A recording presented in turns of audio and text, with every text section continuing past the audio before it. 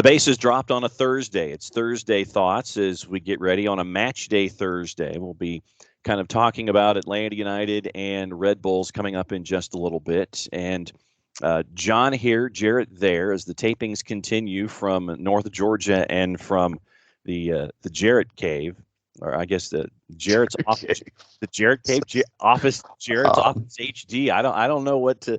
It's like I know I don't know what to call it. Yeah. It's like, just Woodstock, Georgia. The Casa not anything fancy.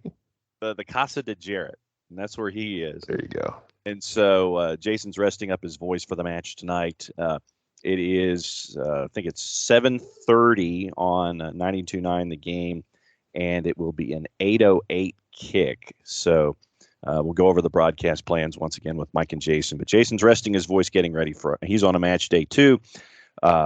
Match day as well. We'll talk about the twos. We'll talk about how if you listened to us yesterday, the bottom line is we know nothing. We know absolutely nothing about. Plus midweek MLS. No one knows anything in midweek MLS. That's true. And so we'll go over all of that silliness, and there was a lot of that. And we'll get into that. So we've got the twos, we've got midweek MLS.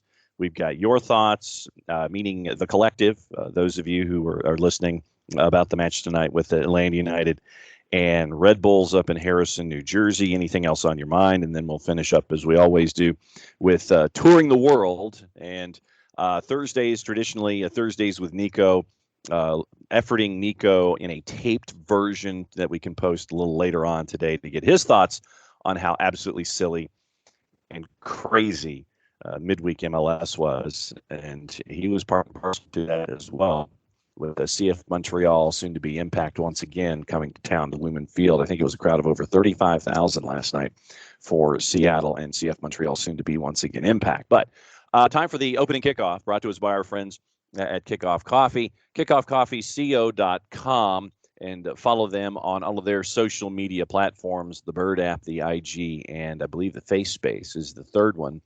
So kickoffcoffeeco.com. Once again, thanks to everyone who has invested their hard-earned dollars in our friends at Kickoff Coffee. If you use the code SoccerDownHere15, you get 15% off any purchase involving Kickoff Coffee and their wide variety of brands and mixes for those of you that like to have the coffee first thing in the morning, or maybe in the midday, or maybe in the evening, just to give yourself a little bit of a pick-me-up. But once again, 10% of their proceeds go to help out youth development when it comes to the sport of soccer. So thanks to everyone who is investing in Kickoff Coffee, kickoffcoffeeco.com. And for the morning kickoff today, since Jarrett has done two and I have only done one this week, I guess it's my turn to even things out. And what I wanted to do, as we will be discussing Atlanta United 2 and their big win over Charleston in just a little bit, coming to the Fraction this weekend on Saturday are El Paso Locomotive. And we've been discussing El Paso being, after the rough start that they had this season, they have really turned things around. Third in USL Championship in the Western Conference. And they have been really picking things up after the first month of the season. But one of the folks that I wanted to focus on, for those of you that will either be at Fifth Third Bank Stadium on the weekend or catching it on ESPN Plus, however you get to access the twos, I wanted to bring up a statistic that a friend of the show, Duke Keith, the play-by-play voice for El Paso Locomotive, brought to the floor after the goalless draw last night against RGV in Edinburgh, Texas. And it's one of the players in the USL Championship, I think, that really flies below the radar because he's between the sticks. Evan Newton was Duke's man of the match last night. And for his work in the first half and making sure that the clean sheet stayed a clean sheet in the second half, last night's goalless draw gave El Paso a point. It is Newton's 7th clean sheet this season. And Evan Newton is the USL Championship record holder. He holds the belt for clean sheets. He can hoist that belt in the air. 57 clean sheets for Evan Newton in his career in USL Championship. And it led to the 8th straight result for El Paso Locomotive in getting the 1 point on the road in at Rio Grande Valley as they turn around and have to come to Atlanta this weekend to take on Atlanta United too. So if you haven't seen El Paso Locomotive this year, we'll give you an easy place to start for the weekend. Evan Newton, one of the quality keepers in USL Championship, 7 clean sheets on the year, 57 in his career in USL Championship, which led to the 8th straight result for El Paso Locomotive. So someone to keep an eye on if you haven't seen El Paso a whole lot. With that draw, El Paso have played 19 matches this year. They and Oakland have played the most in the Western Conference.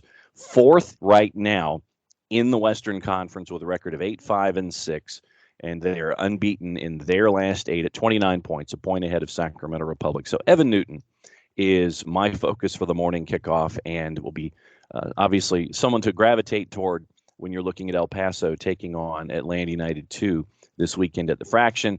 Be there in person or catch it on ESPN+. So that is the morning kickoff. Keep an eye on Evan Newton. Kickoffcoffeeco.com. Use the code SoccerDownHere15. Get 15% off of any purchase with our friends at Kickoff Coffee. 10% of the proceeds help out youth development when it comes to the sport of soccer. So great work that they're doing at Kickoff Coffee. Great work that you are doing enjoying coffee and helping out Kickoff Coffee and youth development here when it comes to the sport of soccer. That's your morning kickoff. Morning, Jarrett. Morning, John. How are you? Well, let's see. The internet's functioning, so I guess that's a plus. That's good. Baby steps. Well, although I did have to once again cold boot the computer and have to sit there and figure out, okay, so you're not responding, so I'm just going to shut you down and turn you back on. So, of course, it just wiped out all the work that had been done yesterday, and so we're having to reconstruct everything on the laptop here in Blue Ridge. Hopefully we won't have to do it for the 5th day in a row tomorrow when we have soccer down here coming your way. So the computer is functioning, although I had to do it the same way that I did it yesterday. So we'll see just how incredibly moody the beast is here in the North Georgia mountains. So I will leave it to you.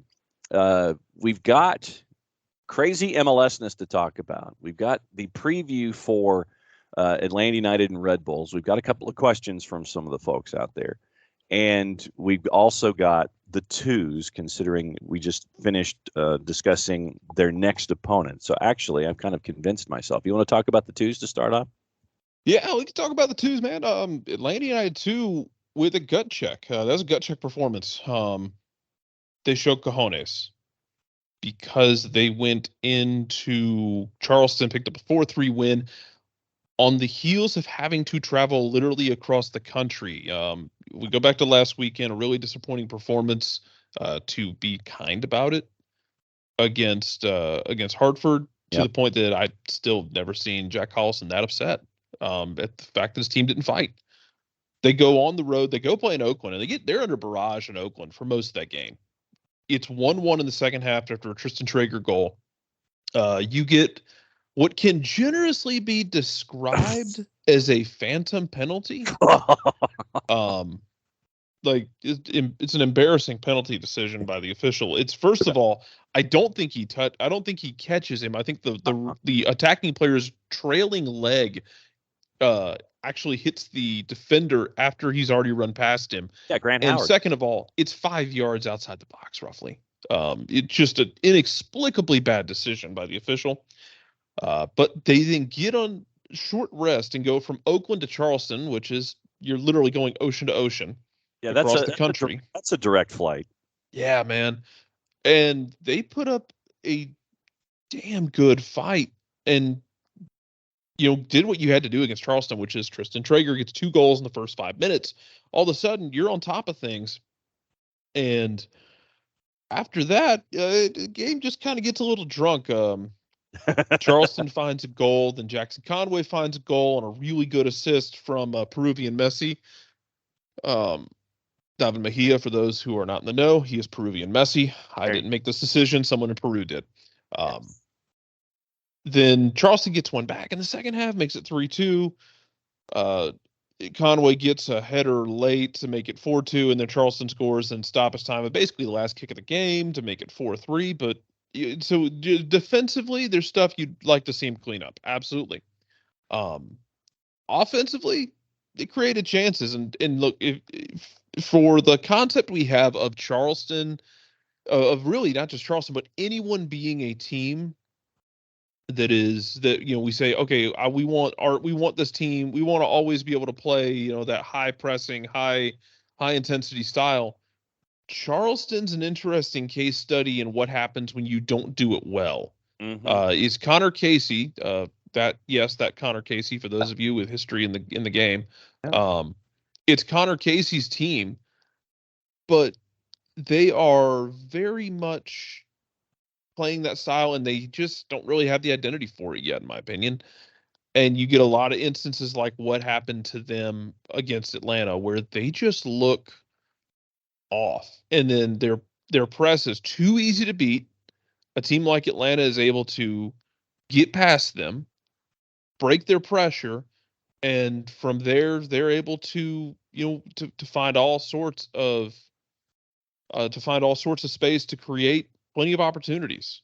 So not great if you're the Charleston Battery, because it's been so inconsistent. They've had some games this year where they have been able to press and have some fun and didn't play some good results.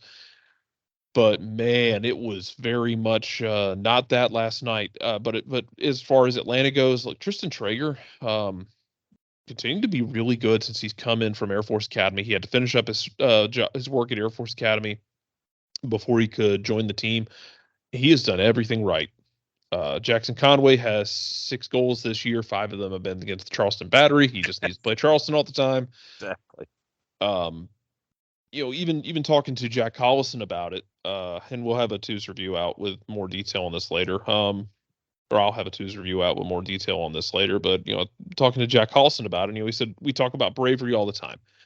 For me, of course, they have to be brave in terms of pressing and winning tackles and dealing with the physicality. But they were so brave in possession. I was really proud of them tonight, building under pressure, trusting each other when they were being pressed. At times, the way we moved the ball in the first half was so fun to watch. It's the stuff we speak about all the times, and as a coach, it gives you great pride when you see the boys playing out there with such confidence. Such a young team, the way they moved the ball was really fun and really pleasing to watch. And it was. After what happened last weekend, I wanted to see how they responded. Did they have cojones? Turns out they do. So great result for Atlanta United, too. No doubt about it. And Charleston, with that loss, Charleston has only won 2 of their first 16 matches this year. Charleston has also not won a game in which they are trailing. Yeah. I think they are like 0-8-2, I think. I think they've drawn 2 of them, but I mean, when they go down for Charleston, when they go down a goal, it's curtains. 11 losses in their 16 matches this year. They've only scored 18 goals in those 16 matches. 3 of them came last night.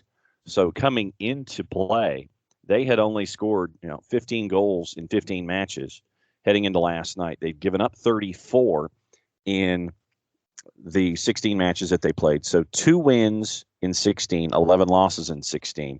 They are next to last in the Eastern Conference with only 9 points this year.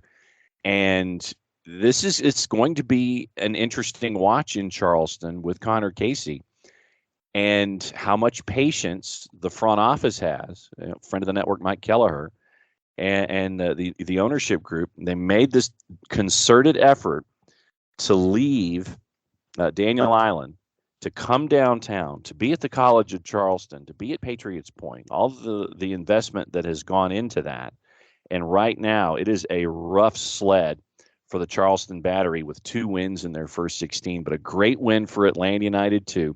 4th win on the year in match number 17. El Paso coming to town. And I know that we'll talk about this probably on the weekend during the broadcast, but when you look at this stretch of matches that they're in right now, you go to Oakland, you fly, you transmogrify, and you end up going to Charleston. Then you're having to turn around and play the number 4 team in the West on Saturday. But once again, El Paso, the same thing. They had to go on the road, albeit to RGV. Then after that, you come back in the midweek next week, and you've got Birmingham Legion coming to town. And Birmingham has won 4 in a row right now. And they're 5th in the Eastern Conference after their rough start. Juan Agudelo, you bring in Juan Agudelo, and New England Revolution South with Jay Heaps and everyone that have been picked up. I mean, Birmingham's going to be a tough one, but you look at that 4 matches at Oakland on the weekend, midweek in Charleston, home for El Paso in the weekend, home again in the midweek for Birmingham, and it is a rough stretch for Atlanta United too, especially with what's going on with the parent club, and we'll get into that with Q&A a little later on, but just all the folks that are available to you, and you won't have folks available to you after this weekend as well because of college play. Yeah, you're losing Grant Howard for one. Andy Sullins, I believe Prince as well, is probably going to be off. It's going to be tough for them. And, we can hit that quickly. I mean, I don't know because I think it was Abby asked about, who from the twos could be available for the first team. I don't know that anyone will be. I mean, short Aiden of Aiden McFadden's probably gonna end up starting because you need bodies. Yeah. Because again, you are a crippled team. But Jackson Conway played last night. Jackson's not going to come. So, I mean, you're assuming, I guess, at that point, it's Joseph, Dom, and Cisneros if you need guys up top.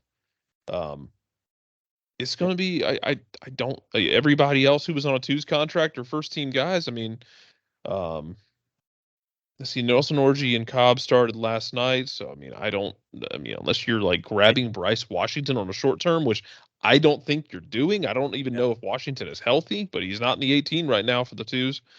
I don't think you've taken anybody, man.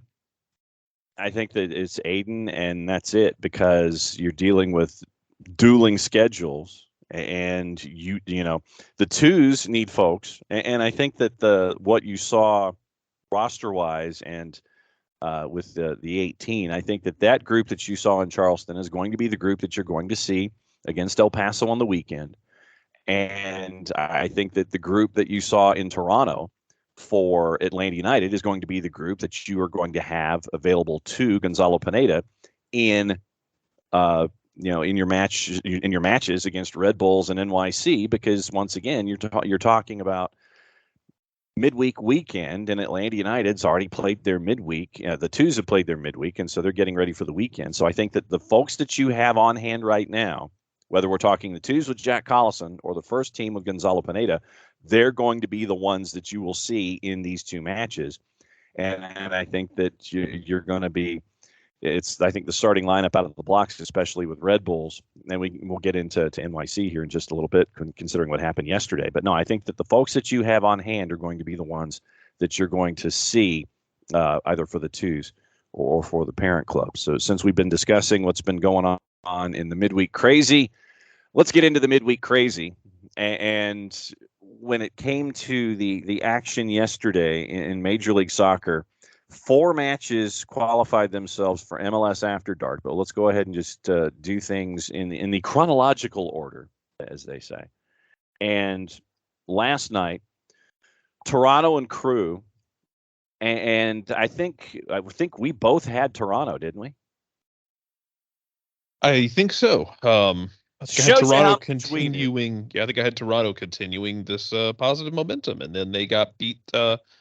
They were slayed by a child of their own doing. You had a former homegrown go to Columbus and drop 2 assists on you. Nice job, Toronto. Last time I trust you, you jerks. So Columbus gets the win 2-1, and that was I guess the calmest of the matches that we've been discussing, because all the other 6 had subplot all over the place. FC Cincinnati and New York City. Ooh, buddy. Yeah. Let me go back before we discuss the match in and of itself. I'm going to go back and see what I want to check a total real quick. So you do that. Over-unders in this particular match, once again, courtesy in the composite of our friends at Odds Portal.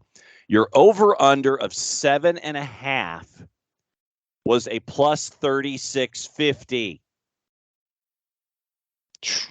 You got the over. So if anyone, I would say no one's dumb enough to do that, but nah, y'all is. plus It's okay. 3650 in the composite for the over under at 7.5, and it went over. A 4-4 drunken madness draw. And Emilio, I do appreciate the fact that you had me there with the abs. Oh, sorry, it's ropes. Ropes. I appreciate you giving me all the credit for saying that it was going to be a draw. Like I said, I was a fence sitter. I was leaning in my seat, and I'm like, well, I could see a draw. I don't think that gets full credit from the teacher, but 4-4 drunken madness draw. I know that you've got some of the numbers that are attached to this one, other than the scoring and all the craziness. But what stood out to you for this public service of mid MLS madness? I mean, so that game by itself, the XG was actually 3.4 for Cincy and 2.6 for New York City. Good God. Cincinnati's still got some old oil they got to clean out of the tank before they are new Cincinnati. They still got some stuff they got to work on. There's also a penalty that was saved in this game and 2 goals pulled back by VAR. Just sometimes that's how it goes. You want the surprise tonight is the fact that Philadelphia lost to Chicago. Because I told you Chicago was a get-right game in this instance for Philly. And Philly, not only did they lose to Chicago, Philly didn't create much. Philly had 0.5 XG in that game. Chicago had 1.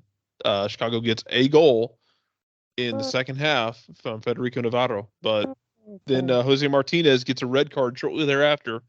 And the thing is, I think it's 2 yellows for Martinez in that game, and both of them are kind of like, if one of them hadn't have been a yellow, I don't think you would have argued too much, But good God, I mean, that was a very surprising result for me.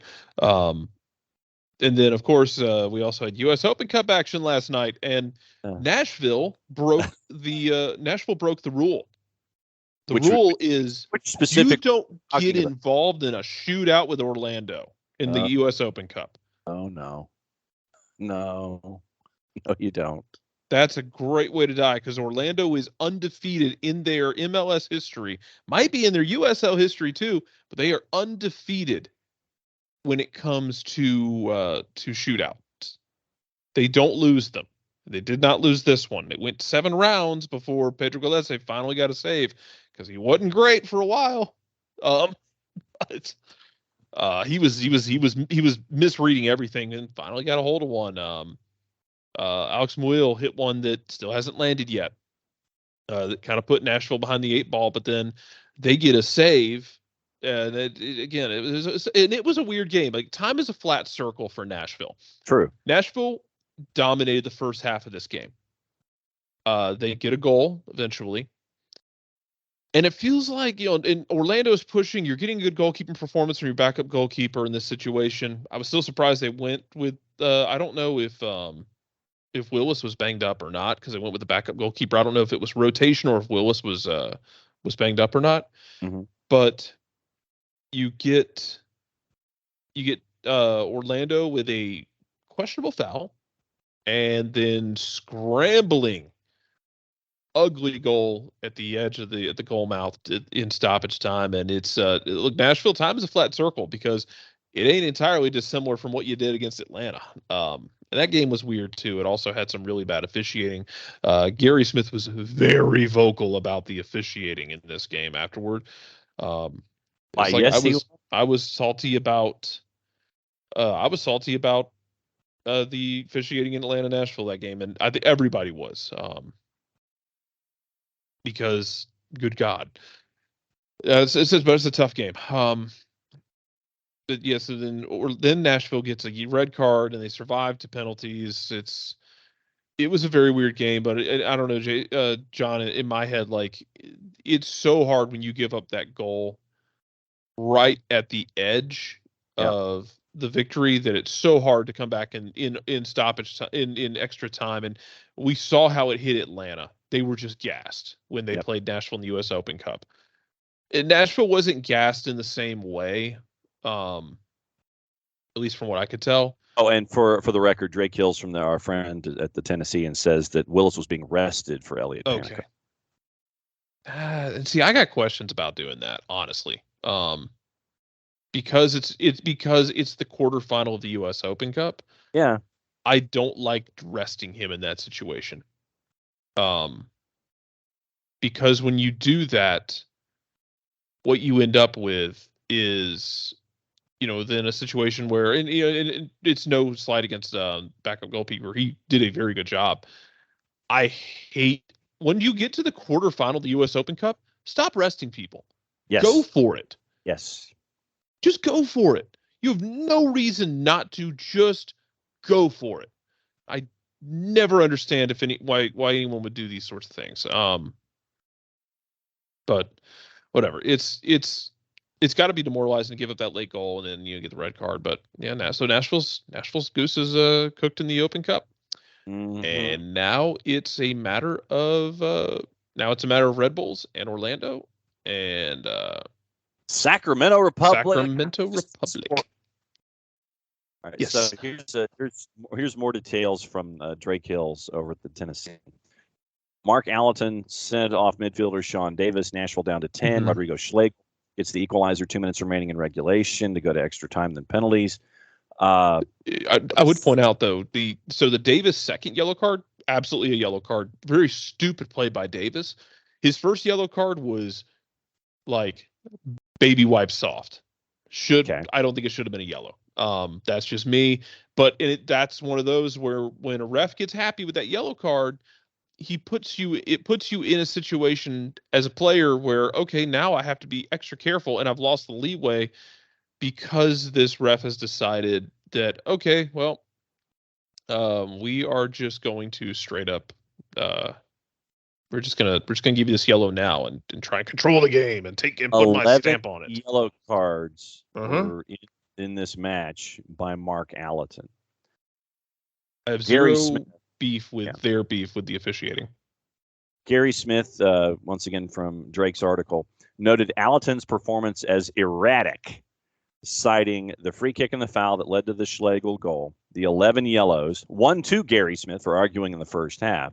Mm-hmm. So, quoting Gary after the match, and I cannot quite do it in Gary, so I'll just read it verbatim. None of us can. Tonight, I think they've shown a tremendous amount of character, played very, very well in a tough environment. And to be perfectly honest, I think we were let down quite a little bit. Quite a little bit from the officials in a situation where we needed someone to be strong. Unfortunately, I thought they fell short, the officials, of where they needed to be, end quote. I don't think he's wrong. I'm also still salty about the Atlanta-Nashville game that involved a soft penalty and a game in which Todd Brown and Unga probably should have been sent off in that game. Yes. Yes, thank you. So I'm still a little salty about that, but I don't let's separate them out from that game and this game. 44 fouls I don't think he's wrong. Like, I don't blame him at all for being upset about how last night went. It was questionable. Absolutely. I don't blame him at all. It happens. And it does happen, and it sucks when it happens. Like, I mean, 44 fouls, 14 yellows. 11 of those yellows went to Nashville. 3 of them to Orlando. So that's the layout. 44 fouls called, 14 yellows, 11 of them to Nashville. Wow. It's fascinating, though, to me as well, because you're talking about an Orlando team that, look, Oscar Pereira has tried to filter out the crazy.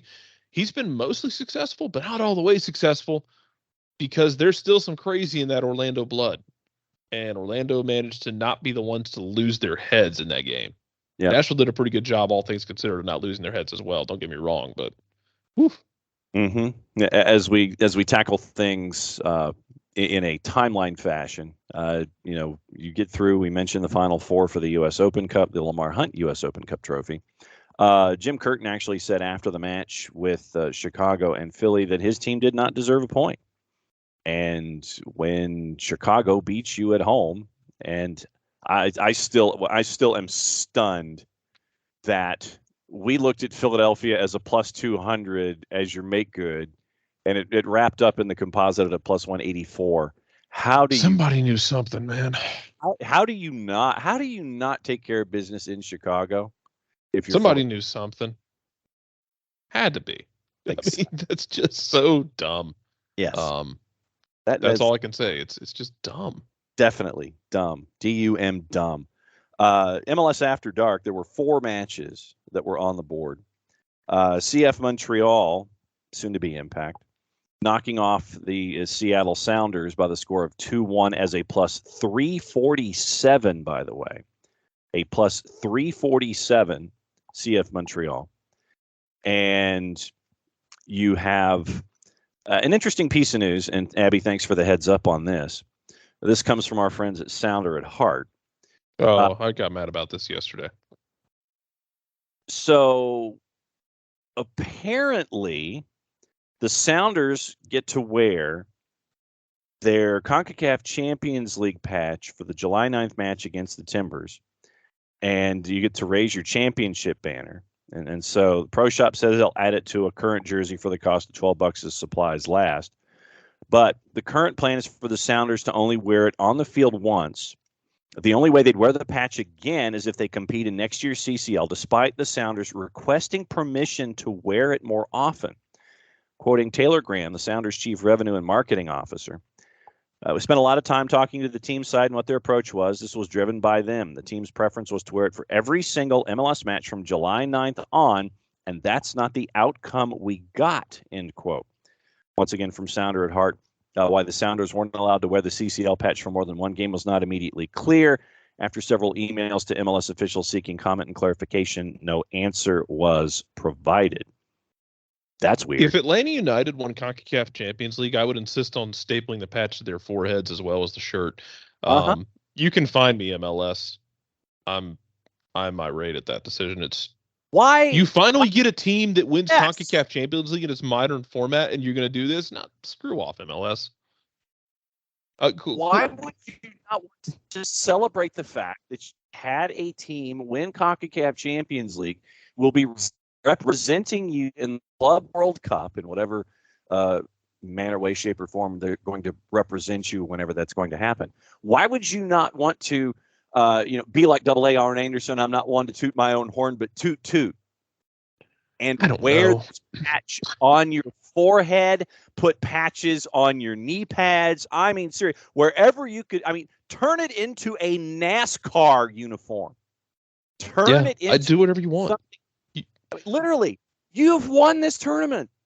You have won this tournament. You should sit there. I mean, if there was a way to integrate a 12 flag with the CONCACAF Champions League flag and raise it, like you have the CONCACAF Champions League, the Champions League banner, then you put a 12 over the top of it. You raise it up the flagpole there at Lumen Field to promote the fact that you are the man, capital T, capital M, not Becky Lynch, but the man in CONCACAF Champions League. Why would you not allow your clubs to promote themselves as the boss dog? I don't get it.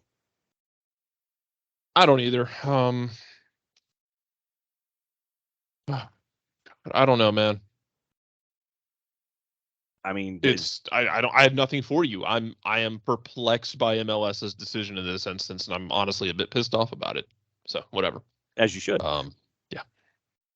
3 more matches on the board, and like I said, we'll catch up with Nico Moreno hopefully at some point here later on your Thursday to break Seattle and CF Montreal, soon to be Impact, all over again down. Portland and Houston. Beat 2-3-4. Portland and Houston, we figured that the West Coast teams, as they were all favorites, would end up winning their matches. We were wrong. Get to that in just a little bit. Once again, proving the fact that we know absolutely nothing about midweek MLS games. But when you were doing research on Portland and Houston, you found some stuff.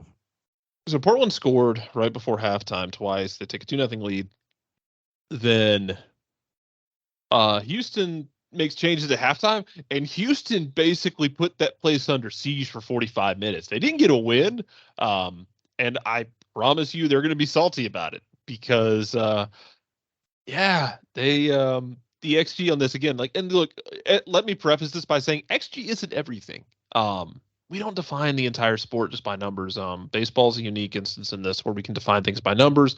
You just have to be careful when you don't want to live your life strictly by the numbers. It's a nice balancing act you can have. Portland generated 1.5.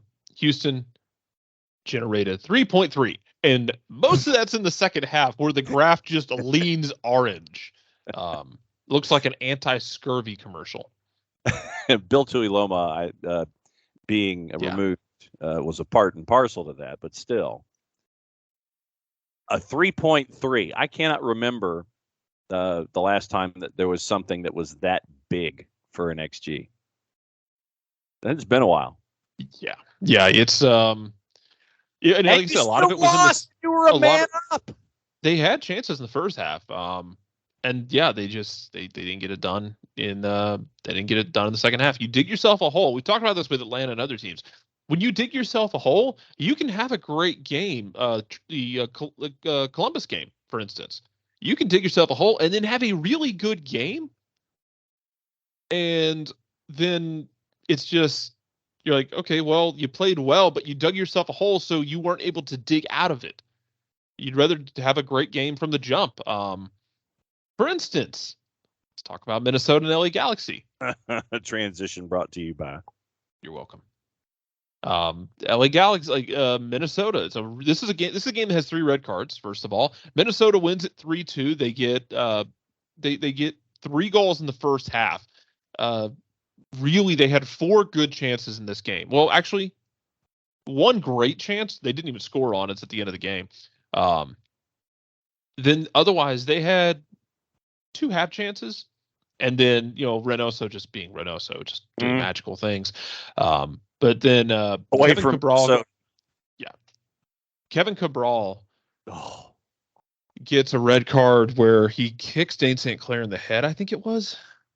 But the thing is, he was trying to go over the top, and avoid Dane St. Clair. The contact was made as he was. I mean, it wasn't a concerted effort from what I was.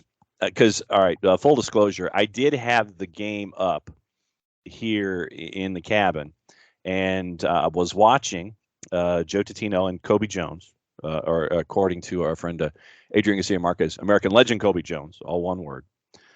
So what I'm going to do here in real time is I'm going to see if I can find that Kevin Cabral kick to the head, because that set Greg Vanney off no end. That set him off absolutely no end. And Vanney got a yellow card because of it. Okay, so the replay of the red card. All right, so where's the close-up? Okay, so Cabral is trying to jump over Dane St. Clair.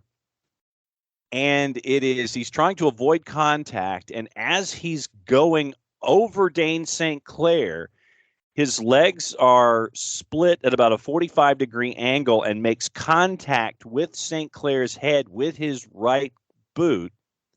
Obviously, he's not looking directly at Dane St. Clair, but as he's hopping over him, he makes contact. That was given straight red. Cabral's not looking at Dane St. Clair at all. So for me, I think this is probably a yellow because you're making contact with the goalie. It's not on purpose from what I can gather. So for me, this is a yellow for Cabral and not a straight red, but Greg Vanney was less than pleased about the straight red because he saw Cabral basically just walking off the field. And Greg Vanney was like, what's going on here? And he found out that Kevin Cabral was done for the day. So as I'm sitting here staring at it, I think it's a yellow because it's inadvertent. I don't think it's a straight red. Yeah, and the whole game is just chaotic because, like I said, then you get you get more cards. That's not where it ends in this game. Like you get 2 more red cards near the end of the game, but Market Delgado scores after halftime. Then you get a red for Minnesota. Then you get another goal at the basic right before the death from the LA Galaxy, and then you get Douglas Costa with a red. Jesus. Sure, why not? Yeah, Salas got a red at 90 plus 5, and then Douglas Costa, who came in the 60s, got a red card as well. Douglas Costa. Douglas Costa ain't it these days, boys. This transaction has not worked for LA Galaxy. Nope, it has not. Just can't just grab a bunch of old players because they were great and expect them to work every time. Can't imagine that. Things worked out, by the way. LAFC did play last night. We haven't talked about them. We're building. Yeah, that was a pretty ho-hum 3-1. Really pretty goal from Ferreira, but otherwise pretty ho-hum.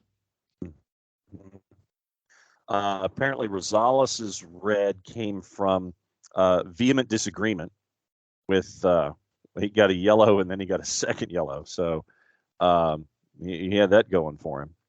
But yeah, Douglas Costa apparently didn't even make the highlight package, or he didn't make the individual pieces of video. Douglas Costa has not worked out.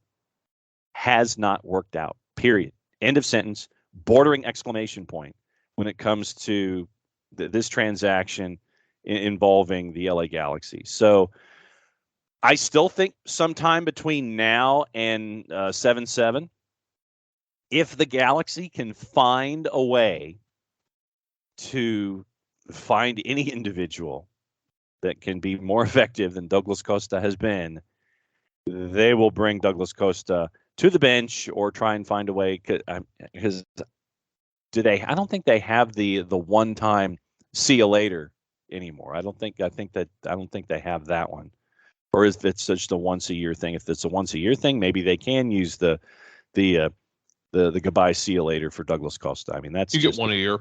Yeah. Okay. So then they might be able to jettison Douglas Costa, and we'll see what happens there.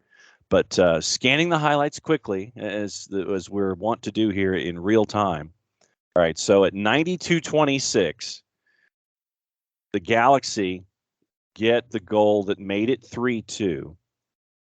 And that's awful defending from Minnesota. And last night was also Wednesday. So, all right. So going in 94-42. Oh yeah, Douglas Costa basically looked like he just plowed the Minnesota United players he was trying to gain, and it was the last highlight of the package. So we only got that little bit, but it looked like Douglas Costa tried to plow the Minnesota United player that was in front of him. So understood why he got the card. $3 million as a DP, and so that really has not panned out for you, Los Angeles Galaxy fan.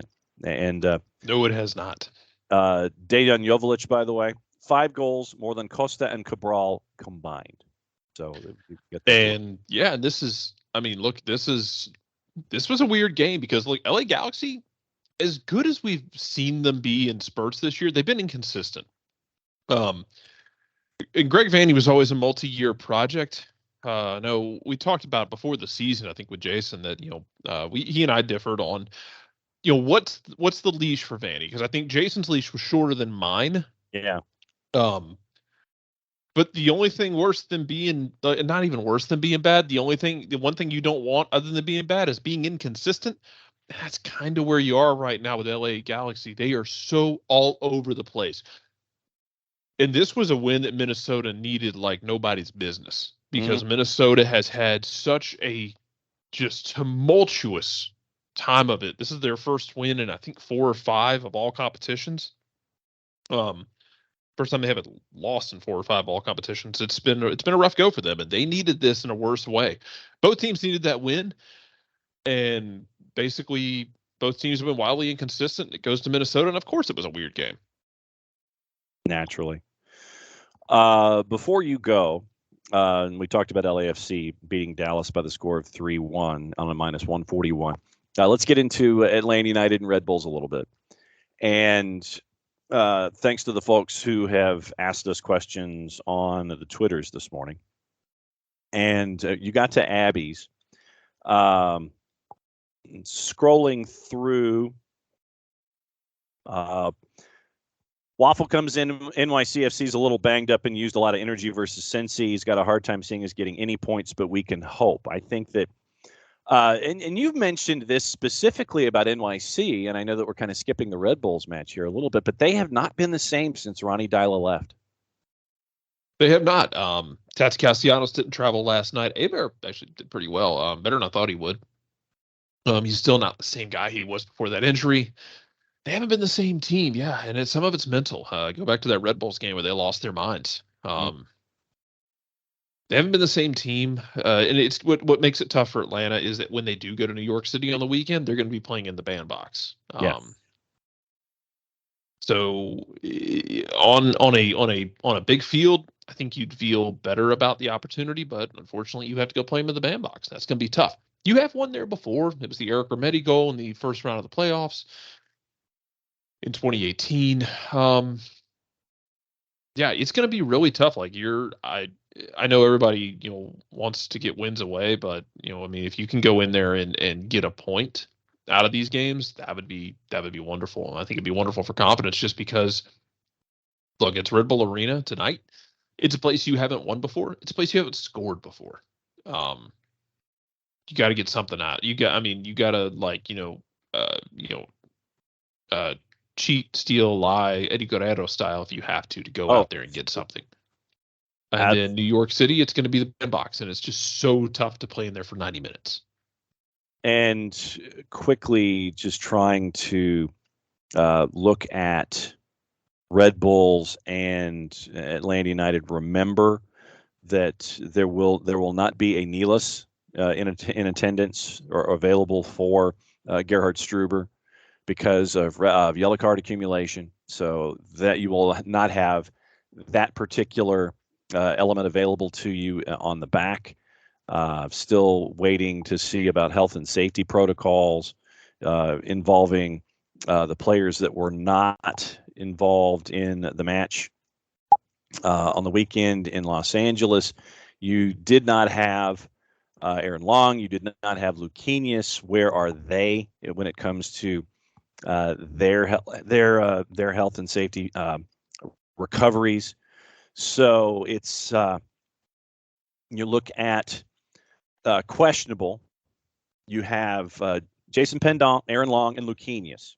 Right now, they are all in health and safety protocols. They are questionable.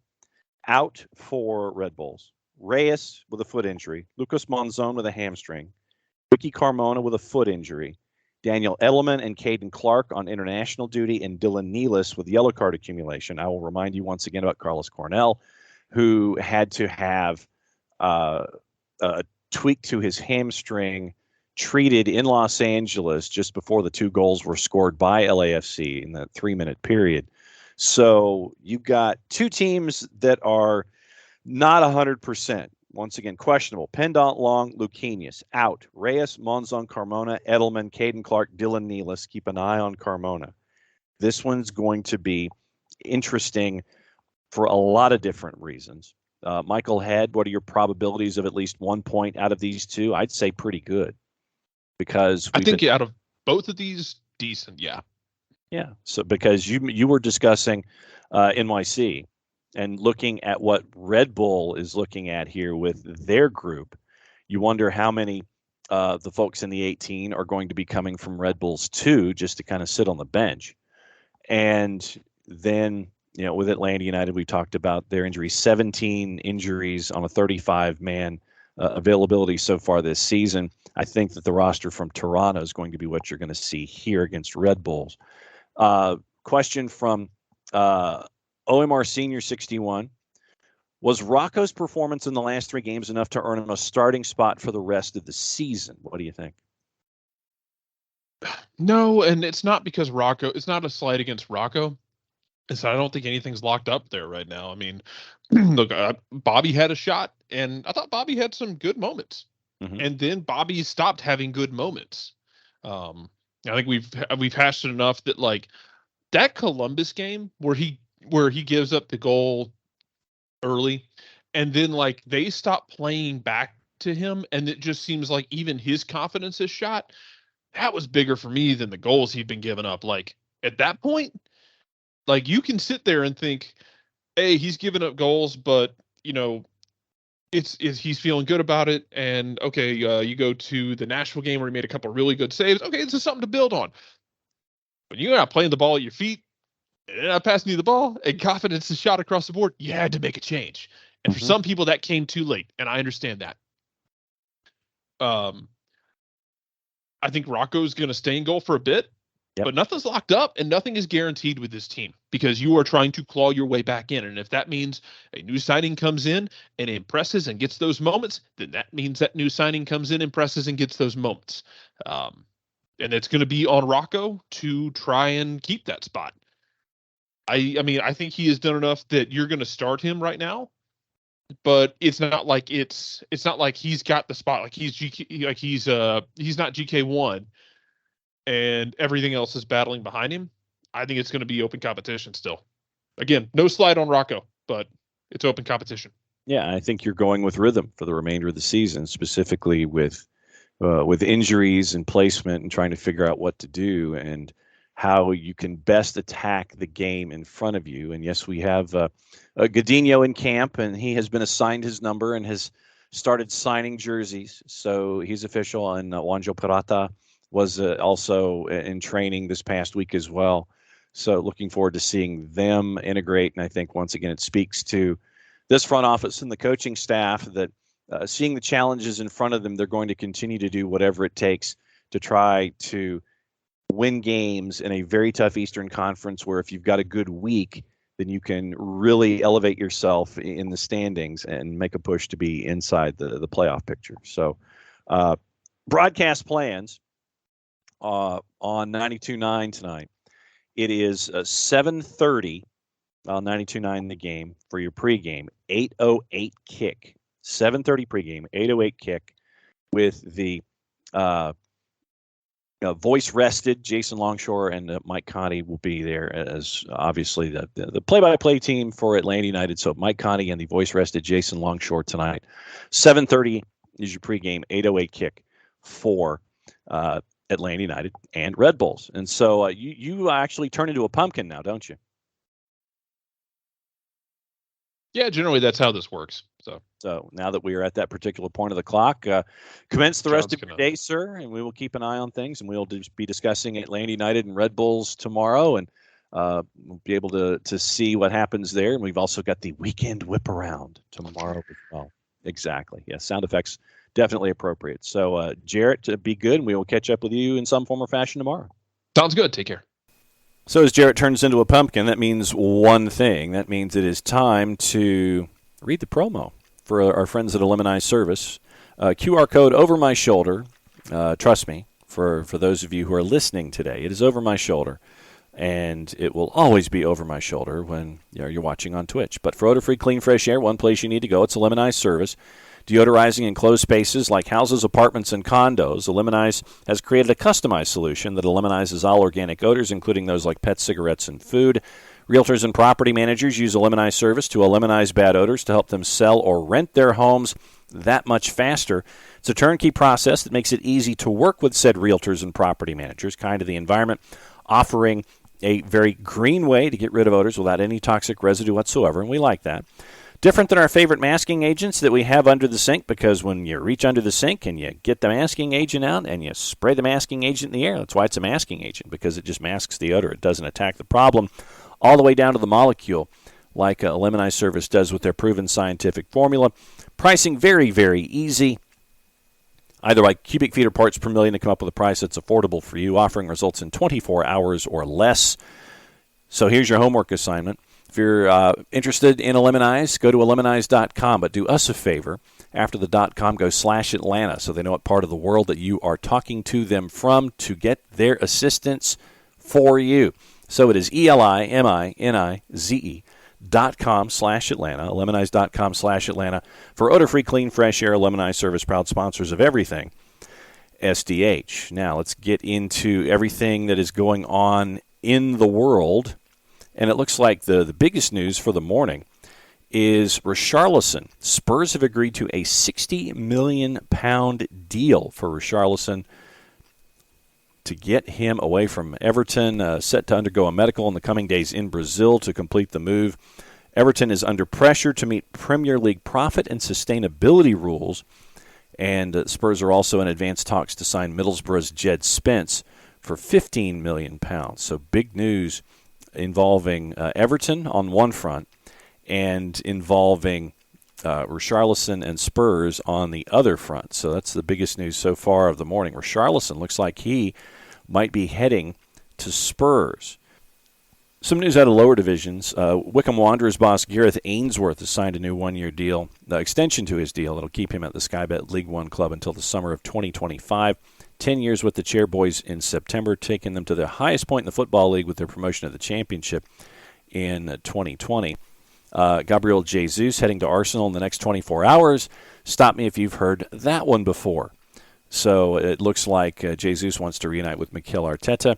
Looks like you're looking at physicals and you're looking at everything that has been I's dotted, T's crossed. And so we're getting that much closer for this particular national emergency to go by the wayside. Gabriel Jesus looks like he is getting closer and closer and closer to being at Arsenal to figure out what's next for him in his stage of his Premier League career.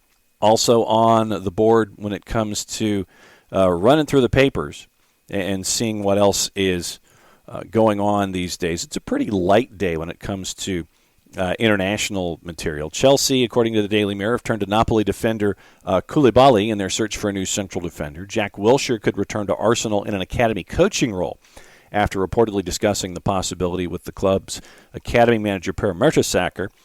Brentford looks like they might be first in line to get Hull City forward Keane Lewis-Potter, and Aston Villa looks like they're going to miss out on the Luis Suarez, Steven Gerrard reunion, with Luis Suarez closing in on a transfer to River Plate. Chelsea still chasing after Rafinha, despite Barcelona's attempts, despite everybody else's attempts, apparently, to try to get Rafinha in under their tent flaps. The Kaminsky family bankrolling a takeover bid for Everton, aiming to have reached an agreement to buy the club by the time Frank Lampard's team arrives in the Kaminsky hometown of Minneapolis on July 21st.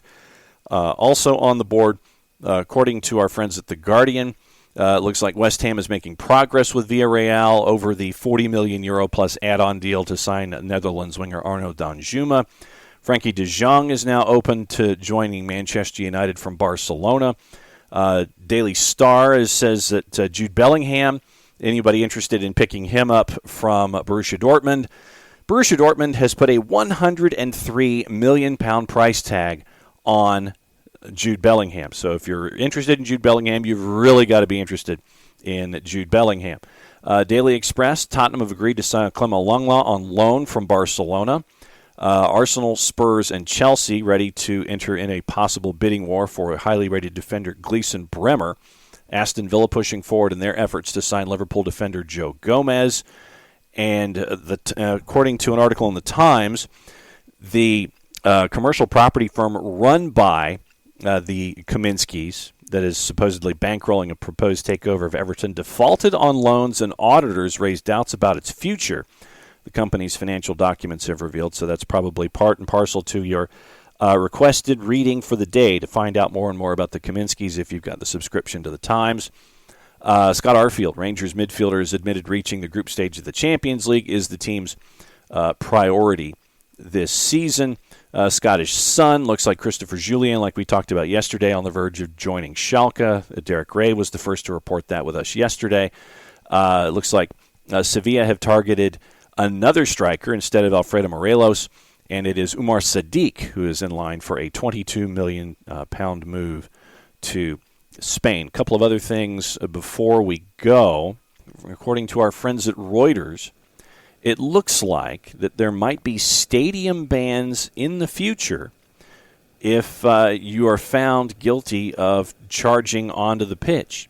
And, we talk about computers, and it's been a theme for the last couple of days, but it looks like stadium bans are being given to fans convicted of online hate crime in the UK. Fans convicted of online hate crime can now be banned from attending matches. According to Britain's Crown Prosecution Service, British courts could previously only issue so-called football banning orders for in-person offenses.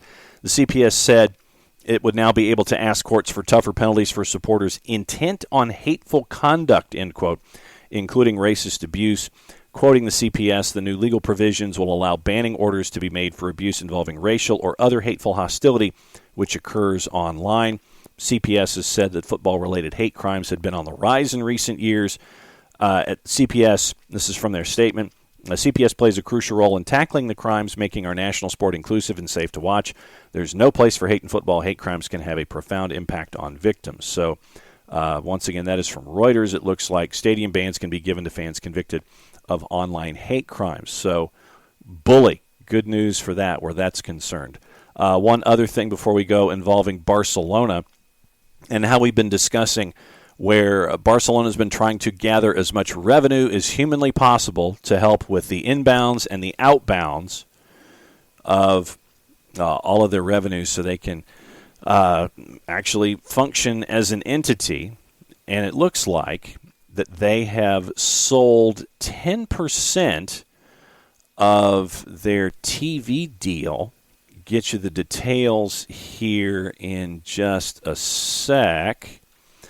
Barcelona and 6th Street have reached an agreement for the acquisition of a 10% share of the club's La Liga TV rights.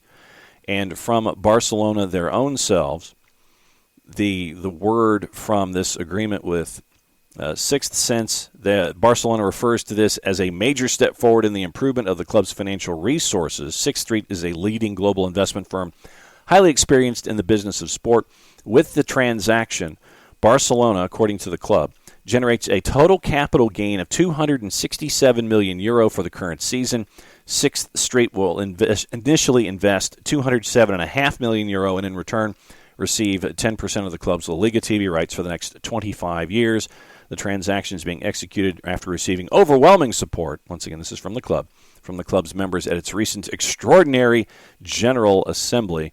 Joan Laporta, his statement after this came to light: we're activating economic levers and executing on our patient, sustainable, and efficient strategy to strengthen the club's financial footing. 6th Street is a proven supporter of football and experienced investor across global sports and media, and a partner that will contribute significant knowledge and resources while allowing us to independently manage our operation. So it appears that it's another step for Barcelona to try to gain revenue and try to function this season and function in the near future. And, if you sell a little bit now or sell a lot now to try to work things out in the present tense, that's where Barcelona is continuing to head. Quick note, Thursdays with Nico will be coming up also on the network here in just a little bit, so keep your notifications ready. We'll talk about how crazy the weekend or the midweek was in Major League Soccer and get you ready for the weekend after a late night on the West Coast for Nico Moreno of Pulso Sports. So we'll have Thursdays with Nico coming up in short order here on the network. So once again, reminder tonight, 7:30 is your pregame show. Atlanta United and Red Bulls. Atlanta United in Harrison, New Jersey. Kickoff 8:08, and so at 92.9 The Game. And follow along at 92.9 The Game and on the Odyssey app as well. So that's Thursday thoughts. There were a lot of them, considering how wild and crazy the midweek was for MLS and for all the teams that we pay attention to on a daily basis. So thanks to Jarrett, thanks to you for hanging out with us, and thanks to everyone who makes SDH what it is on a daily basis, especially you, the 17s. That's a Thursday. Thursdays with Nico coming up in just a little bit. I'm just John. Play it safe, everybody. We'll catch up with you later. Mucha plata, y'all.